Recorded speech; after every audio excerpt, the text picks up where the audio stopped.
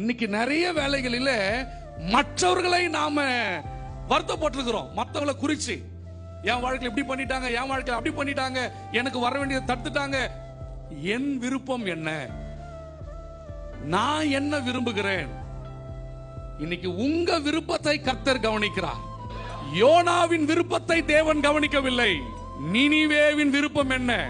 அப்படி நினிவே பர்ஃபெக்ட்டா இருந்துச்சா? பரிசுத்தமா இருந்துச்சா? டெய்லி தேவனை ஆராதித்துக் கொண்டிருந்தார்களா? அழிவுக்காக காத்திருந்த ஒரு தேசம்.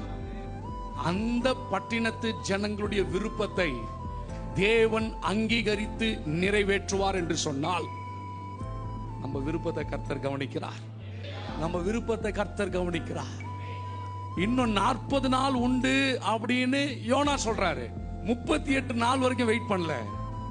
வார்த்தை வந்த உடனே விருப்பத்தை நிறைவேற்றினார்கள்.